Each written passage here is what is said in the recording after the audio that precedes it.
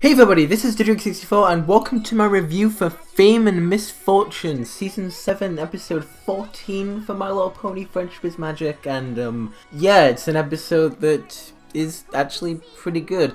You know, I'm gonna actually properly consider this episode the first one back after the hiatus, especially since both Discordant Harmony and The Perfect Pair were both released in Australia much earlier, so I think that makes the most sense and that's the way I'm just gonna go about this. But anyway, going ahead and getting straight into this episode, I couldn't really tell what this one would be about before I actually saw it. I mean, the name Fame and Misfortune is a bit, I don't know, it doesn't really give anything away. I mean, for one, it is written by M.A. Larson of all people, who has finally made his second coming onto the show after leaving halfway through Season 5, so it feels really good to see another episode from him, especially after 2 whole seasons away. Because just like Amy Keating Rogers used to be able to, God I miss her, every episode he usually makes turns into pure gold, and for this one, well, it's good. I certainly like the whole idea behind it, and my god, the criticisms they give in this episode to the ponies in this episode is just perfect. The season really just seems to be the writers fixing the problems the show had, such as Fluttershy's whole character, yes. This episode just pokes at Fluttershy only learning one lesson over the entire show, which is a valid criticism I had for a long time before Fluttershy Leans In became an episode. God, that changed my entire perspective on the character. I get that they also poked at Rarity, but Rarity is best pony and she can do no wrong. Maybe I'm being a little biased right there, but what the hey. So the episode focuses on Twilight finding her old friendship journal, you know, the thing that she wrote in when she was sending letters to Princess Celestia, I think, and selling it across Equestrian. Okay, quick question, serious question, how the hell did this thing survive 2x attack on the library? Sure, it was pretty beat up when she found it in this episode, but it could not have survived that big of a blast. I could just be looking too much into this, but honestly this book should be destroyed along with everything else. Did it have some kind of magical barrier protecting it from Celestia? I really have no idea. Starlight is actually pretty cool in this episode and creates copies for her friends and obviously other copies to sell across Equestria. Basically, in this episode every pony actually starts to recognize what the main 6 have done. Seriously, it just seems like in other episodes that aren't this one, nobody seems to realize that these 6 ponies have saved the world like multiple times. It honestly astounds me that they don't get recognized more often for that. And now in this episode they're recognizing them, but for completely the wrong reasons. It just astounds me, and I think this is a complaint that I think other people have had in the past, and it totally makes sense. They have saved the world multiple times and no one even acknowledges it, honestly. It's kinda weird. And they end up starting to harass them, which is pretty much every famous person's worst nightmare. Honestly, out of any of them, I was really expecting Applejack to get poked fun at in her sort of status of being best background pony. I really expected that to happen at a certain point in this episode. I'm really surprised it didn't. Also, why everyone is laughing at Pinkie in this episode is just so stupid to me. I get that she's supposed to be the funny one and all that, but I mean, even in the episode, Pinkie acknowledges that they have known her for years, so why the hell are they acting like this? It can't be the journal, since Pinkie never did anything to warrant that amount of laughter. She's not as funny as they kind of made her out to be in this episode. She's alright, and she's a fun character, don't get me wrong. I know in the past I have said that I'm not the huge fan of Pinkie in some episodes. You know which ones I'm on about. But really, I do like her, but you know, she's just not as funny as this episode made her out to be. In addition, would people really be allowed to harass the Princess of Friendship like this, right? It really feels like it oversteps itself here.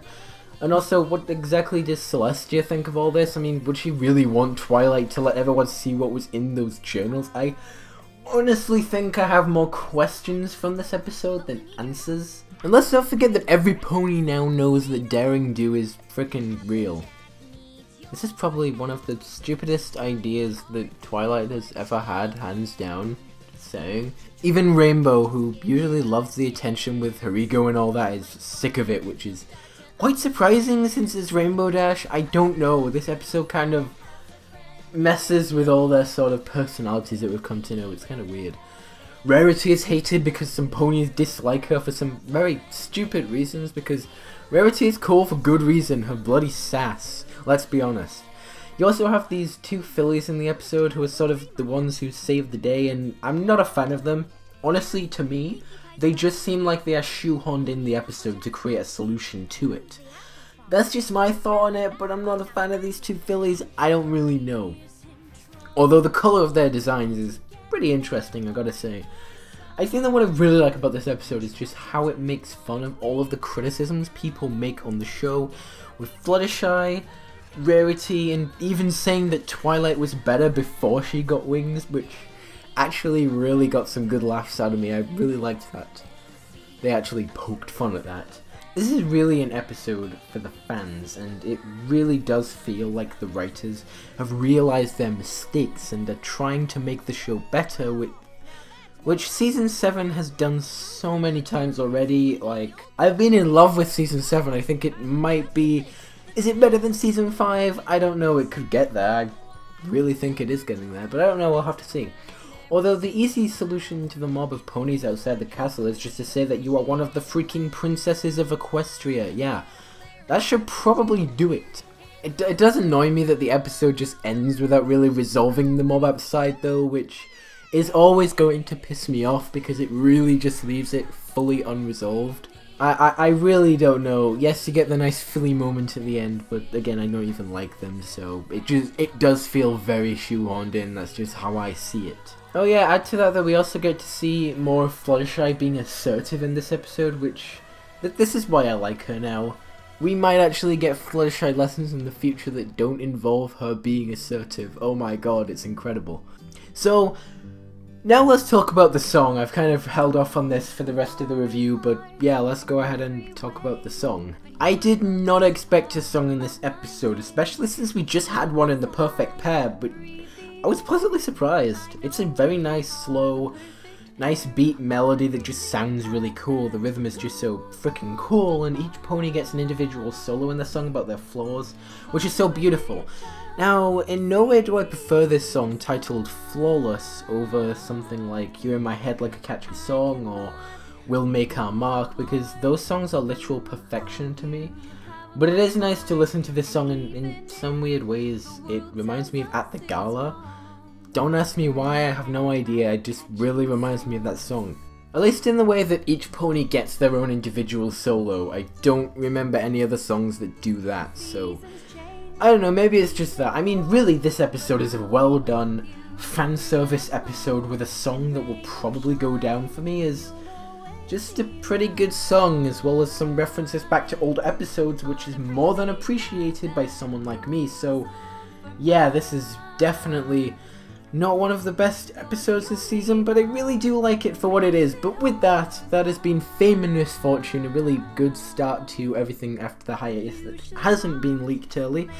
Really good episode, I certainly enjoyed it for what it is, and yeah, it definitely is just a fan service episode that you should really like. Just the fact that they gave those criticisms to Fluttershy makes this a really great episode in my opinion. The song for me was just so-so. So yeah, if you guys enjoyed this video, make sure to like, comment, subscribe, and yeah, I will see you guys in the next video.